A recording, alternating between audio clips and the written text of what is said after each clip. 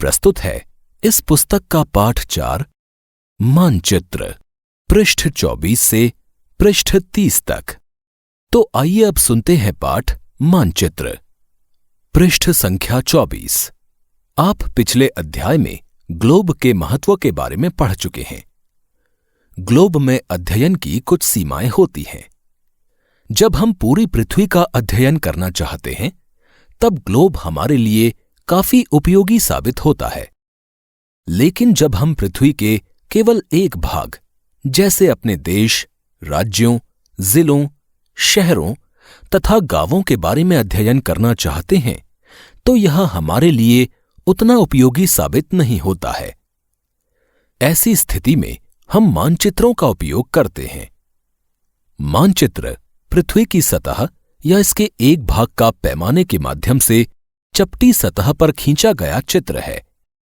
लेकिन एक गोलाकार सतह को पूरी तरह से चपटा करना असंभव है। मानचित्र हमारी विभिन्न जरूरतों के लिए आवश्यक हैं। कुछ मानचित्र एक छोटे क्षेत्र को एवं कुछ तथ्यों को दर्शाता है। दूसरे मानचित्र में एक बड़ी किताब की तरह तथ्य हो सकते हैं। जब बहुत से मानचित्रों को एक साथ रख दिया जाता है, तब एक एटलस बन जाता है। एटलस विभिन्न प्रकारों तथा अलग अलग पैमाने से खींची गई मापों पर आधारित होता है। मानचित्रों से एक ग्लोब की अपेक्षा हमें ज्यादा जानकारी प्राप्त होती है। मानचित्र विभिन्न प्रकार के होते हैं, जिनमें से कुछ को आगे वर्णित किया गया है। भौतिक मानचित्र पृथ्वी की प्राकृतिक आकृतियों जैसे पर्वतों, पठारों, मैदानों, नदियों, महासागरों इत्यादि को दर्शाने वाले मानचित्रों को भौतिक या उच्चावच मानचित्र कहा जाता है। राजनीतिक मानचित्र राज्यों, नगरों, शहरों तथा गांवों और विश्व के विभिन्न देशों व राज्यों तथा उनकी सीमाओं को दर्शाने वाले मानचित्र को राजनीतिक मानचित्र कहा जाता है। आओ कुछ करके सीखें। एक रबड़ की पुरानी गेंद लें एवं उस पर कोई रेखा चित्र बनाएं। आप उस पर उत्तर एवं दक्षिण ध्रुव को भी चिन्हित कर सकते हैं। अब चाकू से इस गेंद को काटें तथा उसे चपटा करने की कोशिश करें। देखें कि किस प्रकार रेखा चित्र का रूप बिगड़ जाता है। पृष्ठ संख्या 25। थीमैटिक मानचित्र कुछ मानचित्र विशेष जानकारियां प्रदान करते हैं, जैसे सड़क मानचित्र, वर्षा मानचित्र, वन तथा उद्योगों आदि के वितरण दर्शाने वाले मानचित्र इत्यादि। इस प्रकार के मानचित्र को थीमैटिक मानचित्र कहा जाता है। इन मानचित्रों में दी गई सूचना के आधार पर उसका उचित नामकरण किया जाता है। मानचित्र के 3 घटक हैं: दूरी, दिशा और प्रतीक। दूरी मानचित्र एक आरेखण होता है जो कि पूरे विश्व या उसके एक भाग को छोटा कर कागज के एक पन्ने पर दर्शाता है। या यह कह सकते हैं कि मानचित्र छोटे पैमाने पर खींचे जाते हैं, लेकिन इसे इतनी सावधानी से छोटा किया जाता है ताकि स्थानों के बीच की दूरी वास्तविक रहे।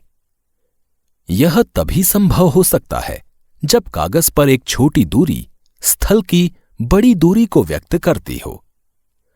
इसलिए इस उद्देश्य के लिए एक पैमाना चुना जाता है। पैमाना स्थल पर वास्तविक दूरी तथा मानचित्र पर दिखाई गई दूरी के बीच का अनुपात होता है। उदाहरण के लिए, आपके विद्यालय एवं आपके घर के बीच की दूरी 10 किलोमीटर है, जिसे मानचित्र पर 2 सेंटीमीटर की दूरी से व्यक्त किया गया है। इसका अभिप्राय है कि मानचित्र का 1 सेंटीमीटर स्थल के 5 किलोमीटर को दर्शाएगा। आपके रेखाचित्र का पैमाना होगा 1 सेंटीमीटर बराबर 5 किलोमीटर।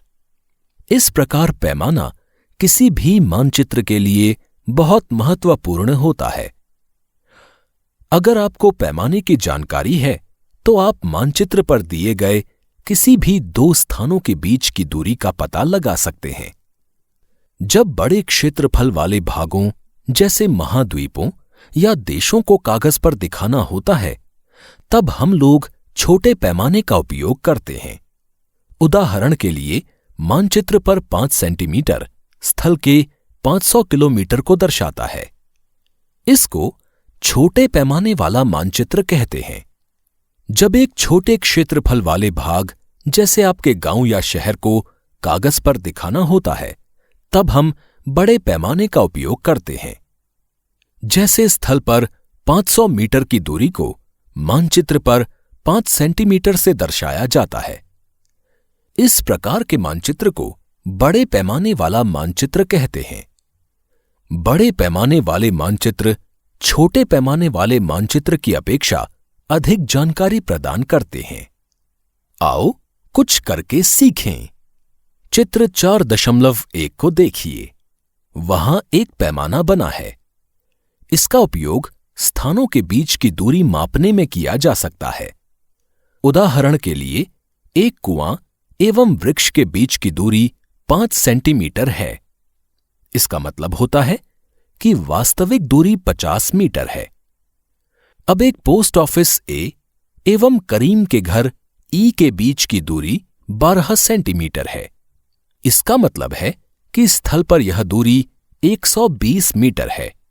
लेकिन आप एक पक्षी की तरह उड़कर सीधे ई से ए पर नहीं जा सकते। आपको सड़क पर चलना होगा। अब हम लोग पैदल तय की जाने वाली दूरी, उसके बाद सी से एम, एम से बी तथा बी से ए को मापते हैं। सभी दूरियों को जोड़ दें। यह करीम के घर से पोस्ट ऑफिस तक की कुल दूरी होगी। पृष्ठ 26। इस पृष्ठ पर चित्र 4.1 दिखाया गया है, जिसमें एक गांव का मानचित्र है। इस चित्र में एक तरफ पोस्ट ऑफिस है, जिसको कि मानचित्र में एक विशेष रंग से दिखाया गया है। साथ ही उस पर सांकेतिक रूप से PO लिख दिया गया है। इसी प्रकार दुकानों वाले क्षेत्र को अलग रंग से दर्शाया गया है। इसी प्रकार मानचित्र में सामुदायिक केंद्र को पीले रंग से दर्शा दिया गया है तथा खेल के मैदान में हल्की घास दिखाकर दर्शा दिया गया है। चित्र में कुएं को एक काले बिंदु से दर्शाया गया है, वहीं विद्यालय को एक अलग रंग से। इसी प्रकार विकास के घर को अलग रंग से, शीला के घर को अलग रंग से, करीम के घर को अलग रंग से दर्शाया गया है। साथ ही इन सब के बीच में जाने वाले रास्तों को भी दर्शाया गया है। मानचित्र में सबसे नीचे पैमाने को दर्शाया गया है। इस मानचित्र का पैमाना है 1 सेंटीमीटर बराबर 10 मीटर। दिशा। अधिकतर मानचित्रों में ऊपर दाहिनी तरफ तीर का निशान बना होता है, जिसके ऊपर अक्षर उ लिखा होता है। यह तीर का निशान उत्तर दिशा को दर्शाता है। इसे उत्तर रेखा कहा जाता है। जब आप उत्तर के बारे में जानते हैं, तब आप दूसरी दिशाओं जैसे पूर्व, पश्चिम तथा दक्षिण के बारे में पता लगा सकते हैं। चित्र 4.2 में 4 मुख्य दिशाओं उत्तर, दक्षिण, पूर्व एवं पश्चिम को दिखाया गया है। वे प्रधान दिग्बिंदु कहे जाते हैं। बीच की 4 दिशाएं हैं उत्तर पूर्व, दक्षिण पूर्व, दक्षिण पश्चिम तथा उत्तर पश्चिम। इन बीच वाली दिशाओं की मदद से किसी भी स्थान की सही स्थिति का पता लगाया जा सकता है। चित्र 4.1 से आगे दी गई दिशाओं का पता लगाइए। पहला, विकास के घर से सामुदायिक केंद्र तथा खेल के मैदान की दिशा। दूसरा, दुकानों से विद्यालय की दिशा। इस पृष्ठ पर चित्र 4.2 ब भी दिखाया गया है, जिसमें दिक्सूचक का चित्र दिखाया गया है। पृष्ठ संख्या 27। हम दिक्सूचक की सहायता से किसी स्थान की दिशा का पता लगा सकते हैं। यह एक यंत्र है जिसकी सहायता से मुख्य दिशाओं का पता लगाया जाता है। इसकी चुंबकीय सुई की दिशा हमेशा उत्तर दक्षिण दिशा में होती है। प्रतीक। यह किसी भी मानचित्र का तीसरा प्रमुख घटक है। किसी भी मानचित्र पर वास्तविक आकार एवं प्रकार में विभिन्न आकृतियों जैसे भवनों, सड़कों, पुलों, वृक्षों, रेल की पटरियों या कुएं को दिखाना संभव नहीं होता है। इसलिए वे निश्चित अक्षरों, छायाओं, रंगों, चित्रों तथा रेखाओं का उपयोग करके दर्शाए जाते हैं। ये प्रतीक कम स्थान में अधिक जानकारी प्रदान करते हैं। इन प्रतीकों के इस्तेमाल के द्वारा मानचित्र को आसानी से खींचा जा सकता है तथा इनका अध्ययन करना आसान होता है।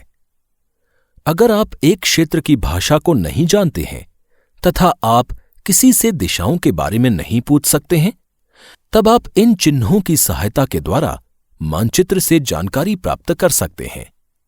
मानचित्रों की एक विश्वव्यापी भाषा होती है जिसे सभी आसानी से समझ सकते हैं। इन प्रतीकों के उपयोग के संबंध में एक अंतर्राष्ट्रीय सहमति है। इस पृष्ठ पर चित्र 4.3 दर्शाया गया है, जिसमें कुछ रूढ़ चिन्ह दर्शाए गए हैं। सबसे पहले चित्र में रेलवे लाइन के रूढ़ चिन्हों को दर्शाया गया है। जैसे बड़ी लाइन के लिए रूढ़ चिन्ह है एक मोटी काली गाढ़ी रेखा और बीच में 2 खाली स्थान। इसी प्रकार मीटर लाइन के लिए रूढ़ चिन्ह है एक गाढ़ी तिरछी लंबी रेखा और उस पर कई सारी पतली खड़ी रेखाएं।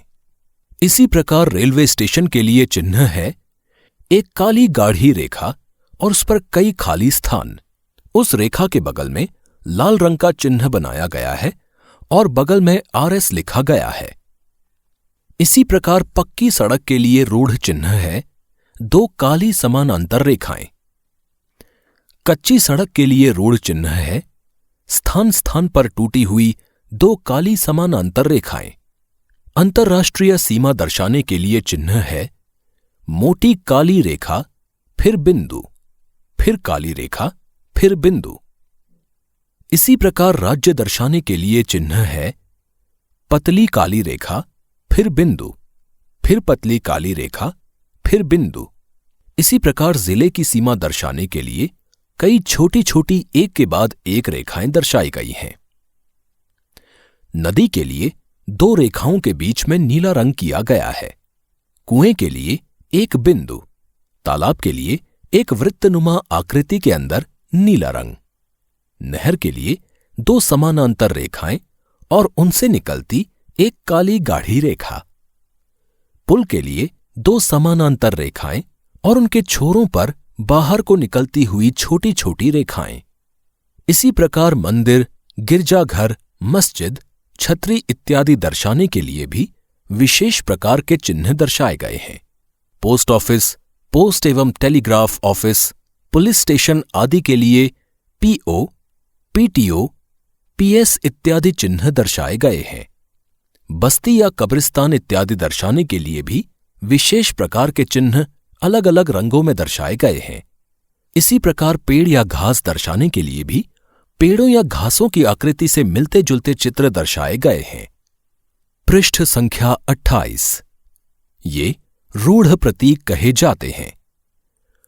कुछ रूढ़ प्रतीक चित्र 4.3 में दर्शाए गए हैं। विभिन्न रंगों का उपयोग भी इसी उद्देश्य से किया जाता है।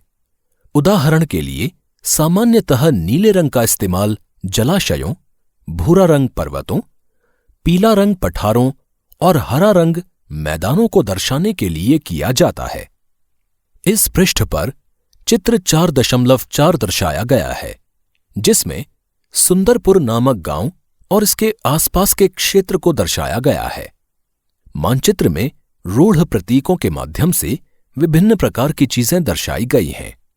चित्र 4.4 से संबंधित कुछ प्रश्न पूछे गए हैं। चित्र 4.4 को देखें एवं पता लगाएं। पहला, नदी किस दिशा में बह रही है? दूसरा, डुमरी गांव के पास से किस प्रकार की सड़क गुजरती है? तीसरा, किस प्रकार की रेलवे लाइन के पास सुंदरपुर स्थित है? चौथा, रेलवे पुल के किस तरफ पुलिस स्टेशन स्थित है? पांचवा, आगे दिए गए स्थान रेलवे लाइन के किस तरफ स्थित हैं? क, छतरी, ख, गिरजाघर, ग तालाब, घ मस्जिद, च नदी, छ पोस्ट एवं टेलीग्राफ ऑफिस, ज कब्रिस्तान। रेखाचित्र। रेखाचित्र एक आरेखण है जो पैमाने पर आधारित न होकर याददाश्त और स्थानीय प्रेक्षण पर आधारित होता है। कभी कभी किसी क्षेत्र के एक कच्चे आरेखण की आवश्यकता वहां के एक स्थान को दूसरे स्थान के सापेक्ष दिखाने के लिए होती है।